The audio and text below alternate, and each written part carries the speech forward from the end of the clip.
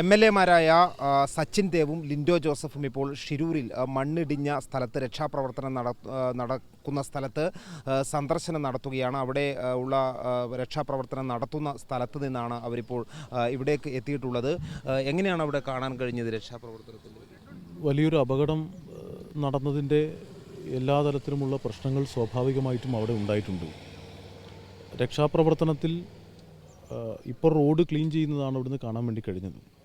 കുറേ കൂടി കാര്യക്ഷമമായി ആ കാര്യങ്ങൾ മുന്നോട്ട് കൊണ്ടുപോകണം എന്നുള്ള അഭിപ്രായം ജില്ലാ കളക്ടറോടും ബന്ധപ്പെട്ടവരോടും നേരിൽ സൂചിപ്പിച്ചിട്ടുണ്ട്. അപ്പോൾ ഈ പ്രശ്നങ്ങളെല്ലാം നിലനിൽക്കുന്നത് കൊണ്ട് തന്നെ പ്രതികൂലമായ കാലാവസ്ഥയും മറ്റ് പ്രശ്നങ്ങളെല്ലാം ഉണ്ട്.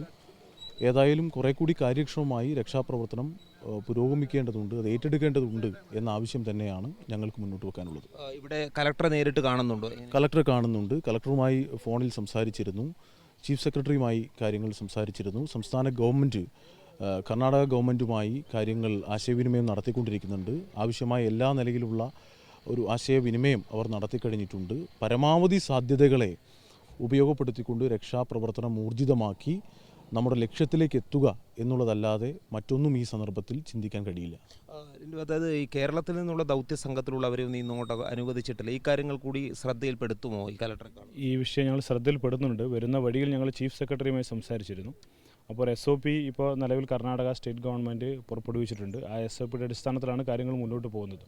അപ്പോൾ ആ മാനദണ്ഡങ്ങൾക്കനുസരിച്ചാണ് അവർ കാര്യങ്ങൾ നീക്കുന്നതിൻ്റെ ഭാഗമായി ഒരു പക്ഷേ നമുക്ക് കേരളത്തിൽ നിന്ന് ഉൾപ്പെടെയുള്ള ആളുകളെ അലോ ചെയ്യാനുള്ള ഒരു സാധ്യത കുറവാണ് എന്നുള്ളതാണ് നമുക്ക് വിവരം കിട്ടിയത്. എന്നാൽ ഇതിന് ശേഷം ഞങ്ങൾ ജില്ലാ കളക്ടറെ നേരിട്ട് കാണുന്നുണ്ട്.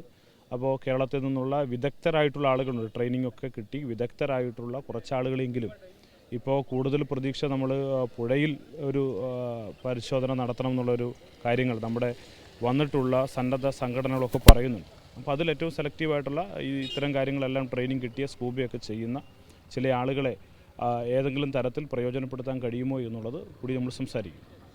ഏതായാലും ഈ MLA-മാർ ഇപ്പോൾ ഇവിടെ ഈ ഒരു സ്ഥലത്തെത്തിയത് കലക്ടറുമായി ഉൾപ്പെടെ കൂടിക്കാഴ്ച നടത്തുന്നത് തീർച്ചയായും ഗുണം ചെയ്യും എന്നുള്ള കാര്യത്തിൽ സംശയമില്ല. കേരളത്തിൻ്റെ ഭാഗത്തു നിന്നുണ്ടായിട്ടുള്ള ഇതുവരെയും നമ്മുടെ സംസ്ഥാനത്തിൻ്റെ ഭാഗത്തു നിന്നുണ്ടായിട്ടുള്ള സമ്മർദ്ദങ്ങളുടെ ഫലമായി തന്നെയാണ് കർണാടക സർക്കാർ കുറച്ചുകൂടി ഉണർന്ന് പ്രവർത്തിക്കാൻ തുടങ്ങിയത്. ഏതായാലും ഈ കലക്ടറെ കണ്ടിക്കാര്യങ്ങൾ ചർച്ച ചെയ്യുന്നതോടുകൂടി ഇതിൽ കുറച്ചുകൂടി വേഗത കൈവരും എന്നുള്ള പ്രതീക്ഷ തന്നെയാണ് ഉള്ളത്.